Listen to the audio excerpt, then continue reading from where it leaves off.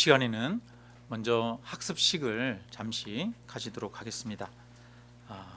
호명하시는 분은 자리에서 일어서 주시기 바랍니다. 한창순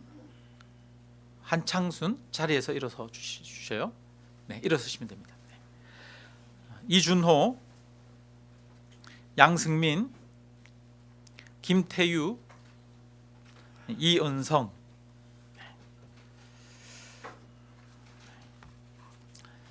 에베소서 4장 25절에서 32절 말씀을 읽어드립니다. 그런즉 거짓을 버리고 각각 그 이웃과 더불어 참된 것을 말하라. 이는 우리가 서로 지체가 됨이라. 분을 내어도 죄를 짓지 말며 해가 지도록 분을 품지 말고 마귀에게 틈을 주지 말라. 도둑질하는 자는 다시 도둑질하지 말고 돌이켜 가난한 자에게 구제할 수 있도록 자기 손으로 수고하여 선한 일을 하라. 무릇 더러운 말은 너희 입 밖에도 내지 말고 오직 덕을 세우는데 소용되는 대로 선한 말을 하여 듣는 자들에게 은혜를 끼치게 하라. 하나님의 성령을 근심하게 하지 말라. 그 안에서 너희가 구원의 날까지 인치심을 받았느니라. 너희는 모든 악독과 노함과 분냄과 떠드는 것과 비방하는 것을 모든 악의와 함께 버리고 서로 친절하게 하며 불쌍히 여기며 서로 용서하기를 하나님이 그리스도 안에서 너희를 용서하심 같이 하라. 아멘. 사랑하는 성도님들, 하나님의 은혜로 이제 믿음에 들어선 형제 자매들을 학습 교인으로 세우고자 합니다. 저는 이들이 교회에 출석하는 형편과 언행을 참작하고 이들의 신앙생활이 학습받기에 적합하다고 여겨 학습 교인으로 세우고자 합니다. 모든 교우들은 이들이 믿음에 굳게 서도록 말과 행실과 믿음의 본을 보여주시기를 바랍니다. 교회의 법도를 따라 이들을 잘 지도하여 주십시오. 이제 학습받는 여러분들은 거룩하신 하나님과 성도들 앞에서 진실한 마음으로 서약해 주시기를 바랍니다. 우리 학습자들은 오른손을 이렇게 들어 주십시오. 이제부터 제가 묻는 말에 예로 답해 주시기를 바랍니다. 이제부터 자신의 죄인된 생활을 버릴 것과 천지 만물을 창조하시고 홀로 주장하시는 하나님을 믿고 섬기기로 서약합니까? 주는 그리스도시요 살아계신 하나님의 아들이심을 믿습니까? 네, 크게 예대해 주세요. 네.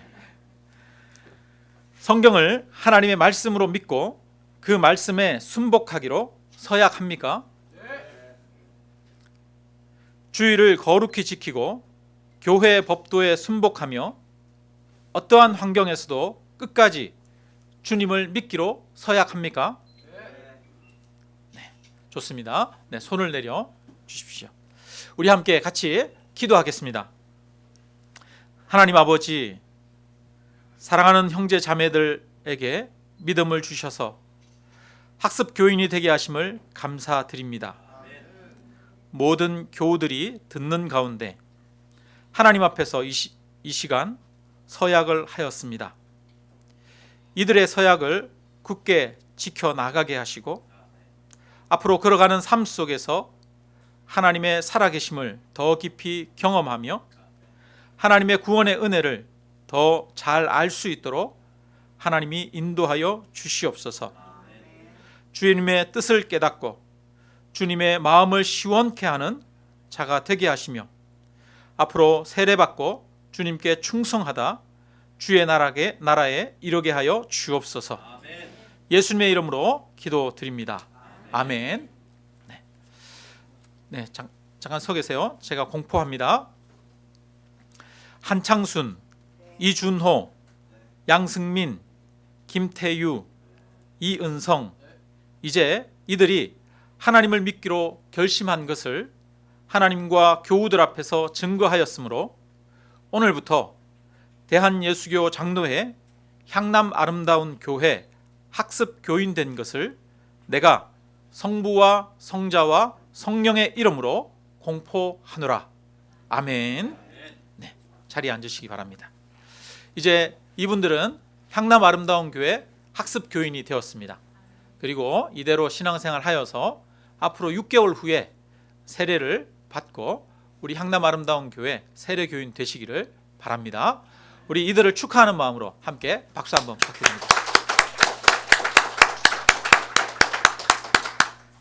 오늘은 학습식에는 꽃다발은 준비하지 않았어요. 우리 세례식 할 때는 꽃다발까지 준비해서 크게 축복해 주면 좋겠습니다. 하나님 말씀 같이 우리 함께 봅니다. 사도행전 9장 1절에서 9절 말씀입니다.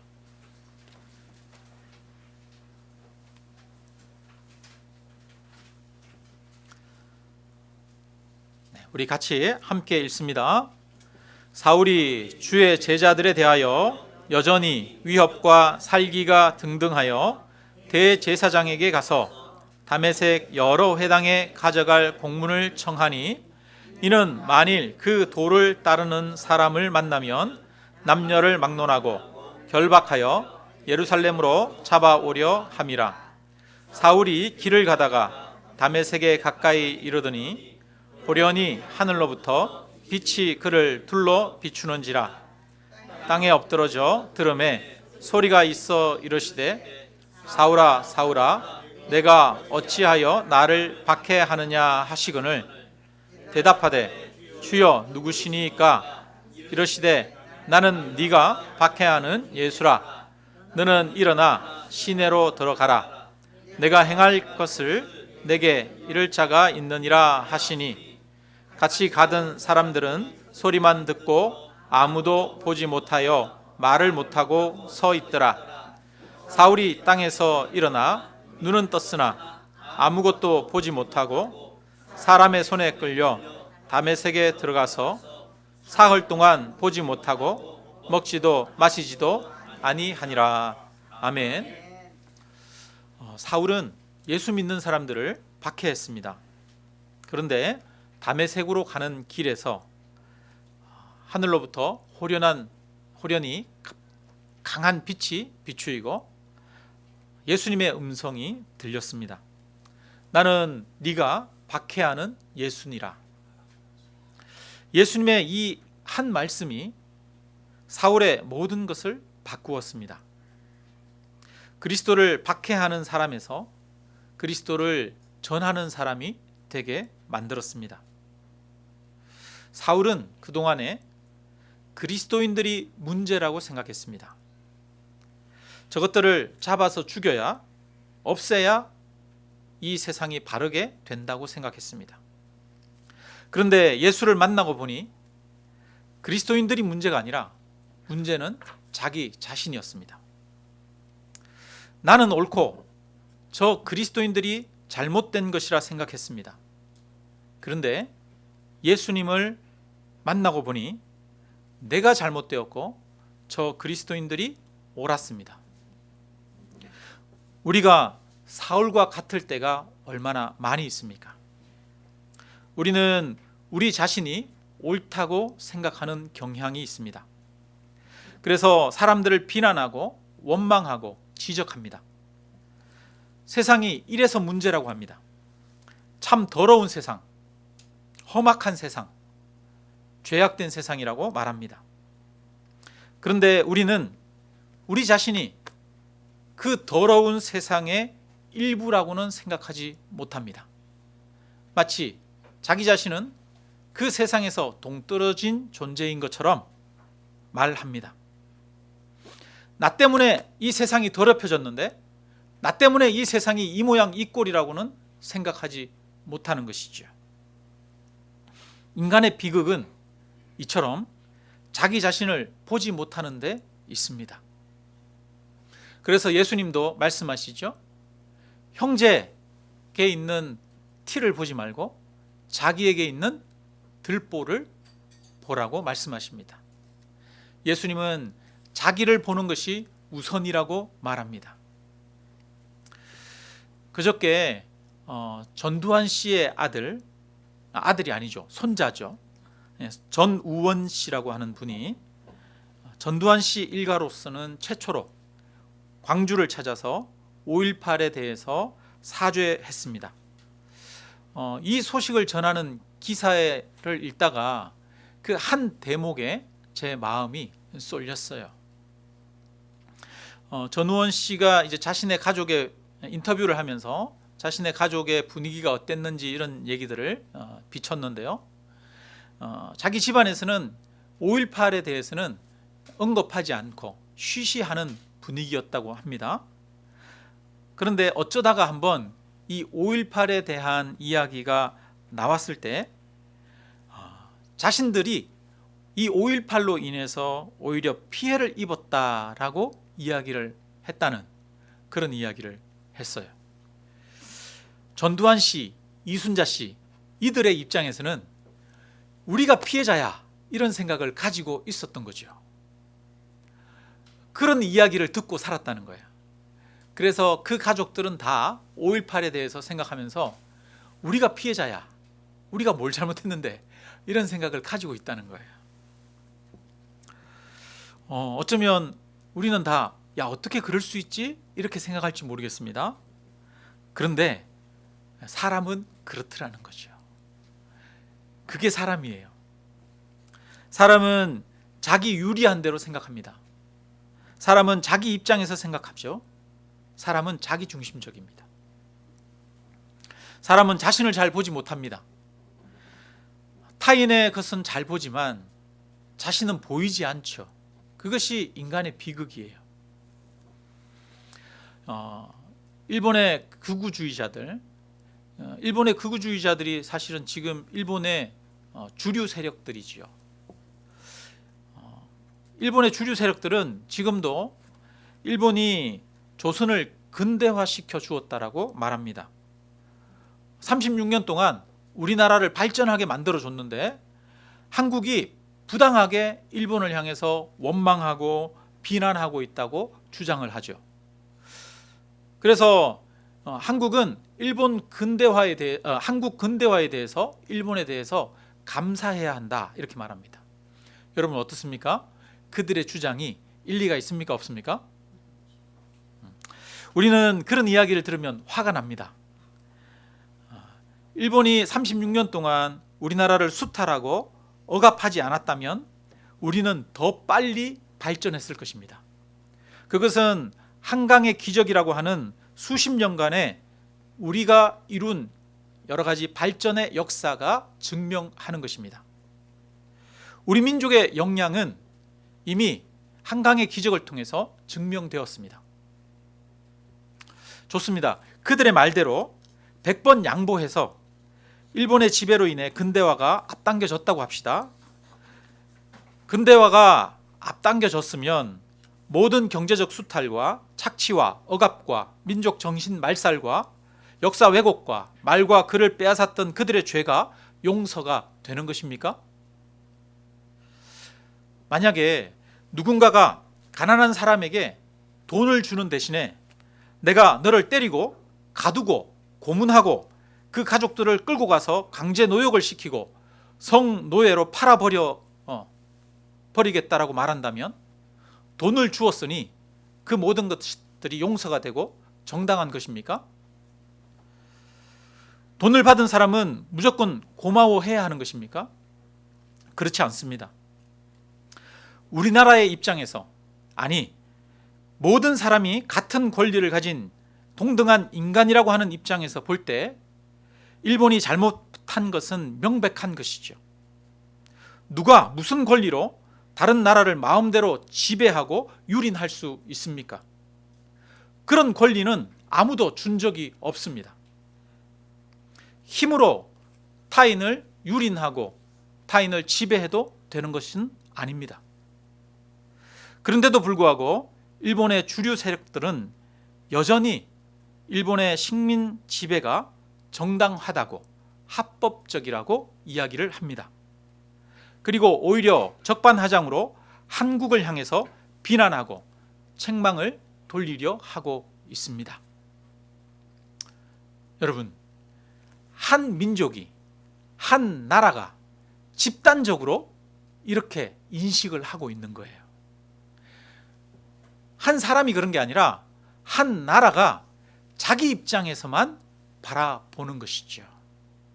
이것은 우리 모든 사람들이 이런 경향이 있다는 것을 극단적으로 보여주는 사건이지요. 모든 사람들은 자신의 입장에서만 생각하는 경향이 있다는 거예요. 그 사람들만 그런 게 아니에요. 일본 사람들만 그런 게 아니라 우리들도 내 입장에서만 생각하는 그런 인간성, 그런 보편적인 그런 경향을 가지고 있다는 것입니다. 그런데 하나님을 보면, 하나님을 만나면 비로소 자신이 보이기 시작합니다. 사울이 예수님을 만났을 때 그는 앞을 볼 수가 없게 되었습니다. 앞을 보지 못하는 대신에 그는 자기 자신을 보게 되었습니다. 그는 지난날 자신이 얼마나 큰 잘못을 했는지를 알게 되었습니다. 자신이 살인자요? 박해자라는 것을 알게 되었습니다. 베드로가 처음 예수님을 만납니다. 예수님이 물고기를 잡는, 밤새도록 물고기를 잡았지만 한 마리도 잡지 못한 베드로에게 오셔서 그물을 깊은 곳에 던지라고 합니다. 그물을 깊은 곳에 던졌더니 그물을 들 수 없을 정도로 많은 물고기가 잡혔어요. 예수님은 눈에 보이지 않는 바다 깊은 곳까지도 아는 분이라는 것이 드러난 것이죠. 그 예수님을 보면서 베드로는 두려워 떨게 되었습니다. 아, 이분은 나의 깊은 모든 것까지도 알고 계시는구나 생각하게 되었죠. 베드로는 예수님 앞에 무릎을 꿇습니다. 그러면서 말합니다. 주여, 나를 떠나소서. 나는 죄인으로소이다. 예수님을 만났을 때 나는 죄인으로소이다. 비로소 자기 자신을 보게 되는 것이죠. 이사야는 선지자입니다. 이사야는 이스라엘의 죄악들을 책망하는 사람들입니다. 왕들을 향해서, 이스라엘 백성들을 향해서 너희가 하나님을 떠났다, 너희가 이렇게 잘못했다 책망하는 선지자였습니다. 그런데 그가 하나님을 만납니다. 이사야 6장에 하나님의 보좌 위에 앉아 계시고 천사들이 그 주변에서 하나님께 거룩하다 거룩하다 만군의 여호와여 찬양하는 것을 보게 됩니다. 그리고 나서 그는 화로다 나여 망하게 되었도다 이렇게 말합니다. 아유, 이제 나는 죽었다. 나는 입술이 더러운 사람, 입술이 더러운 사람들 틈에 끼어 살면서 만군의 여호와 나의 왕을 눈으로 배웠다 이렇게 말합니다. 그동안에 세상을 향해서 너희의 죄를 회개하라고 책망했습니다. 그런데 세상의 사람들이 문제라고 생각했는데, 이스라엘 백성들이 문제라고 생각했는데, 화로다 나여 망하게 되었도다. 나는 입술이 더러운 사람이라. 나는 입술이 더러운 사람들 틈에서 같이 살고 있는 사람이다 라고 말합니다. 이 세상이 이토록 잘못된 것은 세상 사람들이 문제라고 생각했는데 그게 아니라 내가 그 세상 문제인 세상 사람들 틈에서 나도 문제 가운데 살아가고 있더라는 고백입니다. 그래서 내가 문제라는 것이지, 내가 망하게 되었도다, 내가 죽게 되었도다 라고 말하는 것입니다. 우리는 문제가 나한테 있는 게 아니라 내 밖에 있다라고 생각합니다. 저 사람이 문제고 이래서 문제고 저래서 문제라고 생각합니다. 그런데 알고 보면 누가 문제입니까? 내가 문제라는 거예요. 예수님은 내가 문제라고 말씀합니다. 이사야가 눈을 뜨고 보니까, 하나님 앞에 나아가서 보니까 내가 문제였더라는 거예요. 이스라엘 백성들이 문제라고 생각했는데 내가 그 이스라엘 백성들 중에 하나라는 겁니다. 세상이 이 모양 이 꼴인 것은 우리가 그렇게 문제 있는 사람이기 때문입니다. 내가 문제 있는 사람이기 때문에 세상이 이 모양 이 꼴인 것이죠. 하나님을 만나거나 예수님을 만나는 사람들은 이처럼 자신이 깨지는, 자신이 부서지는 역사가 일어납니다. 그래서 예수님 자신을 돌에 비유합니다. 건축자들이 버린 돌이 모퉁이 돌이 되었다, 기초돌이 되었다라고 말씀합니다. 이 돌 위에 떨어지는 자는 깨지겠고 이 돌이 사람 위에 떨어지면 그를 가루로 만들어 흩으리라 하셨습니다. 이 돌이 사람을 깨뜨리고 이 돌이 사람을 가루로 만들어 버립니다. 예수님은 사람을 깨뜨립니다. 예수님은 사람을 가루로 만들어 버립니다. 예수님은 인간의 완고한 고집을 깨뜨리는 분이십니다. 예수님은 자신이 옳다고 여기는 생각을 부서뜨리는 분이십니다. 예수님은 인간의 자신감과 자부심을 무너뜨리는 분이십니다. 예수님은 하나님을 대적하여 높아진 모든 이론과 사상을 깨뜨리는 분이십니다. 하나님을 만나고 예수님을 만나는 사람들은 깨집니다. 부서집니다. 가루가 되어집니다. 여러분, 우리는 깨졌습니까? 우리는 예수님 때문에 부서졌습니까? 내가 가루가 되었습니까? 예수님 앞에서 내가 아무것도 아니고 어리석고 교만하고 눈이 어두운 죄인일 뿐이라는 것을 우리는 깊이 절감하고 있습니까? 우리는 깨져야 합니다. 우리는 부서져야 합니다. 신앙생활을 한다는 것은 내가 부서진다는 것이고 내가 깨진다는 것입니다. 신앙생활을 한다는 것은 내가 단단해지는 것이 아닙니다. 내가 부드러워지는 것입니다. 내가 가루가 되는 것입니다. 내가 아무것도 아니라는 것을 깨닫는 것이 신앙생활입니다. 많은 교인들이 오랫동안 교회를 다니는데도 오히려 더욱 완고해지는 경향이 있습니다. 사람은 더욱 완고해집니다. 나이가 들면 들수록 더 완고해집니다. 내가 걸어온 인생이 옳다고 생각합니다. 신앙생활을 오랫동안 했는데도 불구하고 고집이 더 세지고 자신이 옳다고 하는 주장을 굽히지 않고 세상과 사람들을 향해서 비난과 원망을 쉼없이 쏟아내는 경향이 우리 모두에게 있습니다. 그런데 그것은 신앙생활을 잘못하고 있는 겁니다. 그 사람은 예수님을 제대로 만나고 있지 못한 것입니다. 예수님을 제대로 만나는 사람은 점점 더 자신이 깨어지는 사람입니다. 예수님을 만날수록 점점 더 자신이 아무것도 아니고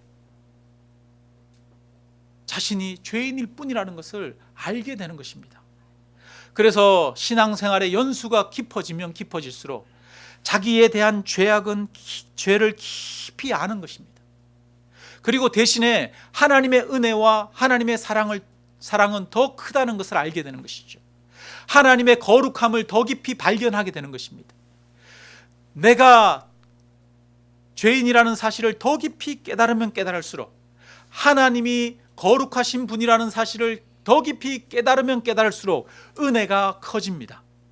하나님과 나와의 간격이 크다는 것을 느끼면 느낄수록 이 간격이 하나님의 은혜라는 것을 알게 되는 것이죠. 그래서 내가 죄인이라는 것을 모르면, 하나님이 거룩하신 분이라는 것을 모르면 하나님의 은혜를 모르는 거예요. 바울이 로마서 7장에 보면 이렇게 말합니다. 내 속에, 곧 내 육체 속에는 선한 것이 하나도 들어있지 않다는 것을 나는 알고 있습니다.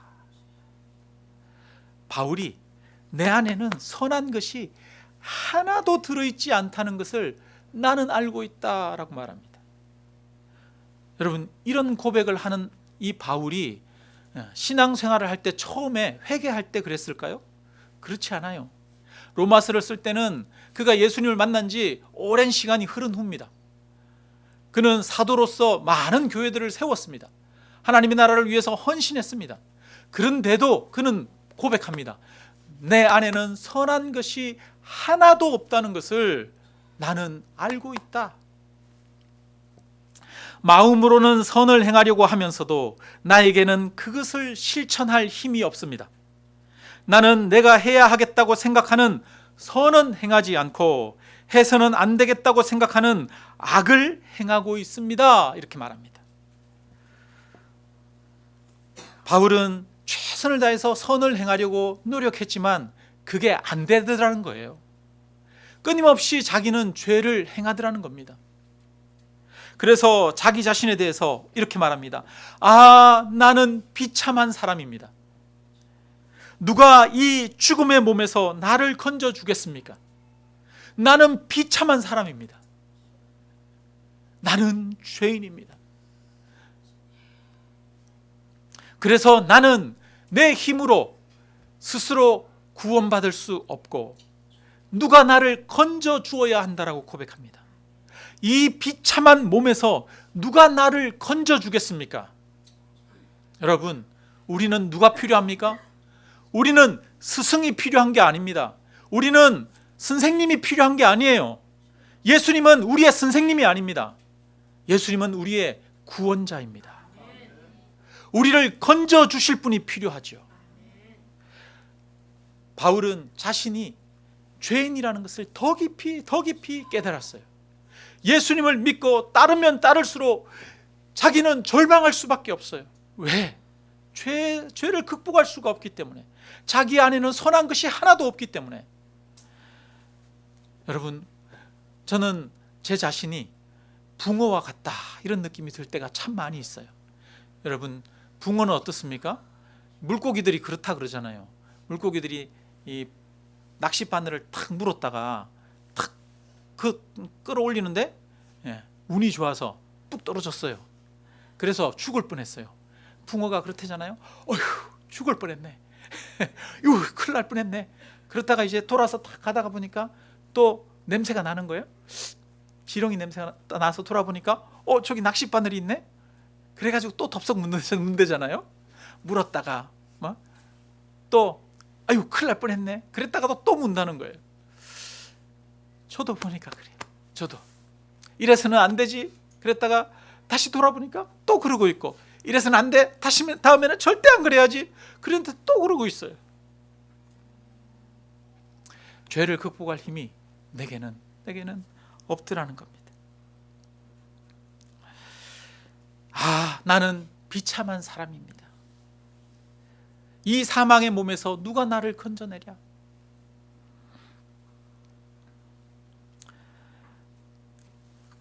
우리에게도 이 고백이 있기를 주님의 이름으로 축원합니다. 바울이 일평생 살면서 얼마나 죄에서 벗어나려고 몸부림치면서 노력하면서 살았겠습니까? 그는 끊임없이 자신을 살피고 죄에 빠지지 않게 조심하면서 살았습니다. 성령 안에서 깨어있기 위해 노력하면서 인생을 살았습니다. 하나님의 뜻을 이루기 위해서 그리스도의 군사라 말하며 표대를 향해서 달려가는 인생을 살았습니다. 죄를 짓지 않으려고 노력하고 또 노력하고 자신을 살피면 살필수록 근데 더 깊이 깨닫는 것이 있습니다. 자신이 죄에서 벗어날 수 없다는 겁니다. 자신이 죄인이라는 것을 더욱 깊이 절감할 뿐이라는 것입니다. 우리가 종교개혁자 중에 종교개혁을 일으킨 사람이 루터라고 알고 있지요. 여러분, 루터는 원래는 법률가였습니다. 법률을 공부하고 있다가 그는 하나님의 뜻대로 살고 싶었어요.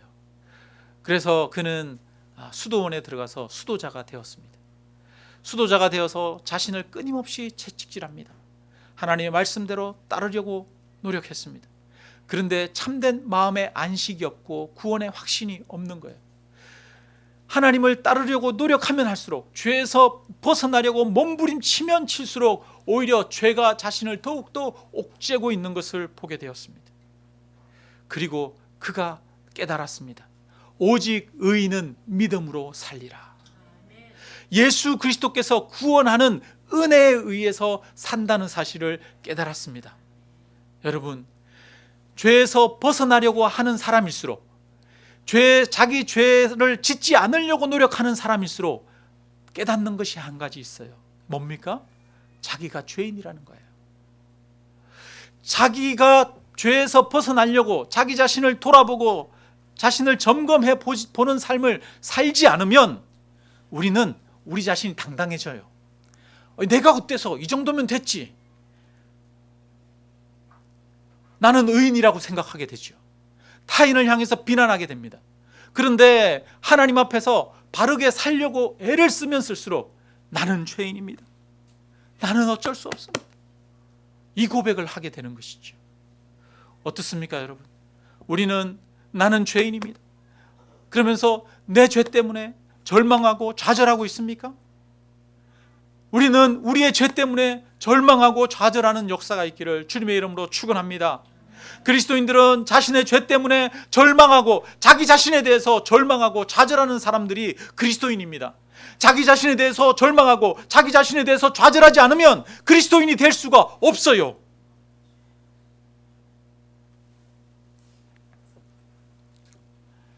그리고 바울은 이렇게 말합니다. 고맙게도 하나님께서 우리 주 예수 그리스도를 통하여 우리를 구해 주십니다. 오라 나는 곤고한 사람이라, 이 비참한 몸에서 누가 나를 건져내랴, 나는 어쩔 수 없는 죄인이라. 그런데 우리 주 예수 그리스도를 통하여 하나님께서 우리를 건져 주십니다, 우리를 구해 주십니다 라고 고백하는 것이지요. 자기 죄를 깊이 깨달았을 때, 자기에 대해서 절망했을 때 하나님의 구원해 주시는 그 놀라운 은혜를 더 깊이 알게 되고 고맙고 감사하다라고 고백하게 되어지는 것입니다. 예수님을 통해서 우리를 구원해 주셨습니다. 우리는 죄에서 벗어날 수 없는 인간이기에 하나님께서는 예수님을 우리에게 보내주셨습니다. 우리가 스스로 죄에서 벗어날 수 있다면 왜 굳이 예수님을 보내주시겠습니까? 이번 주가 고난주간이에요. 예수님이 십자가에 돌아가신 것을 기념하는 주간입니다. 예수님은 십자가에 돌아가시기 전에 하나님께 기도합니다. 뭐라고 기도했어요? 할만하시거든 이 잔을 내게서 옮겨 주십시오. 이 말은 내가 십자가를 지지 않을 수 있는 다른 방법이 있다면 십자가를 지지 않게 해 주십시오, 이 말이잖아요. 그런데 예수님은 십자가를 졌어요. 하나님은 예수님을 십자가에 못 박게 했습니다. 이 말은 다른 길이 없다는 거예요. 다른 방법이 없다는 거예요. 우리를 구원할 다른 방법이 있다면 굳이 예수님이 십자가에서 고통스럽게 돌아가실 이유가 없습니다. 하나님 입장에서도 다른 방법이 있다면 굳이 하나뿐인 아들 독생자를 십자가에 못 박히게 둘 필요가 없습니다. 가장 값비싼 희생을 치를 이유가 없는 것이지요. 교훈과 훈계로 죄를 없앨 수 있다면 예수님이 죽을 필요가 없습니다. 율법을 암송하고 배우는 것으로 된다면 예수님이 죽을 필요가 없는 것이죠. 자신을 갈고 닦고 수련해서 죄를 없이 할 수 있다면 굳이 예수님이 죽을 필요가 없습니다. 채찍질하고 상벌을 주고 무섭게 만들어서 죄를 없이 할 수 있다면 굳이 예수님이 죽을 필요가 없는 것이지요. 여러분, 우리가 자녀들에게 잔소리하고 교훈하고 가르친다고 해서 자녀들이 부모님의 마음대로 그렇게 자라줍니까? 그렇지 않죠. 우리가 자녀를 키울 때 자녀들에게 엄하게 하고 통제하고 철저하게 관리하고 그렇게 한다고 해서 자녀들이 내가 원하는 대로, 부모님들이 원하는 대로 그렇게 커줍니까? 아니잖아요. 자녀들을 관리하고 통제하고 또 엄하게 하면 할수록 자녀들은 보이지 않는 곳에서 자기 하고 싶은 대로 해요. 부모가 엄하게 하면 자녀들은 거짓말 하잖아요. 부모 앞에서 그런 척 하잖아요. 그 어떤 방법으로도 부모님의 마음대로 자녀들을 키울 수가 없어요. 그 어떤 방법으로도 우리 인간을 바르게 하고 우리 인간을 의롭게 만들 수가 없습니다. 인간의 어떤 노력으로도 죄에서 벗어날 수 없기에 예수님이 우리를 대신해서 십자가에 죽으셔야 했습니다. 예수님이 우리를 대신해서 죽으시고 우리의 허물을 덮으시고 우리를 용서하시고 우리를 사랑하시는 것만이 우리를 구원하는 유일한 길이었습니다. 여러분, 우리는 예수님의 그 용서의 은혜를 통해서 구원을 얻었습니다. 이 길밖에는 다른 길이 없음을 믿으시기를 주님의 이름으로 축원합니다. 예수님이 십자가에 죽으신 것은 가장 값비싼 희생입니다.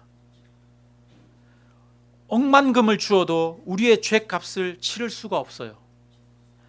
수만의 양의 피를 흘려도 우리의 죄값을 대신할 수가 없어요. 우리의 죄값을 대신하기 위해서는 가장 귀한 하나님의 아들 예수님이 십자가에 죽으셔야만 했습니다. 가장 값비싼 희생을 치른 것이죠. 이 말은 다른 말로는 우리의 죄가 그만큼 무겁다는 거예요. 우리의 죄가 너무나 무겁기 때문에 예수님이 십자가에 죽으셔야만 했다는 겁니다. 여러분, 우리의 죄가 가볍게 느껴지지 않기를 주님의 이름으로 축원합니다. 우리는 우리의 죄가 무겁다는 것을 알아야 합니다. 죄가 깊은 곳에 하나님의 은혜가 넘쳤다라고 말합니다. 자기 죄를 인식하지 못하는 사람은 하나님의 은혜를 알 수가 없습니다. 죄를 깊이 인식하는 자만이 하나님의 십자가 은혜를 아는 자가 되는 것이죠. 여러분, 이번 주가 고난주간입니다. 이 고난주간에 우리는 우리의 죄를 깊이 인식하는 그 축복이, 은혜가 있기를 주님의 이름으로 축원합니다. 여러분, 우리 자신을 한번 깊이 한 주간 동안 돌아보십시오. 저는 권면하고 싶습니다. 매일매일 하나님 앞에 하루를 정산하면서 내 하루 동안 살아오면서 내가 마음으로 지었던 죄, 내가 입술로 지었던 죄, 내가 행위로 지었던 죄를 하나하나 돌아보고 점검해보는 그런 시간들을 가져보시기를 바랍니다. 만약에 우리가 매일 내 입술의 말과 내 생각을 점검해 본다면 우리의 하루의 삶이 수많은 죄로 점철되어 있는 것을 느끼게 되어질 것입니다.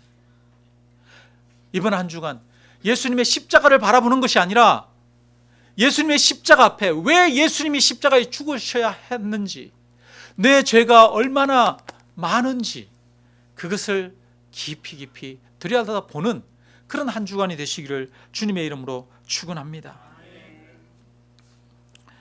죄가 깊은 곳에 하나님의 은혜가 넘칩니다. 하나님은 애통하는 자에게 복을 주십니다. 자기 자신을 보면서 자신의 어리석음, 자신의 죄악 때문에 눈물 흘리며 애통하는 자를 하나님은 복 있다고 하십니다.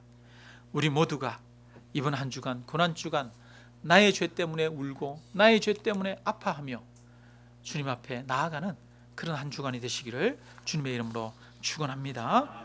우리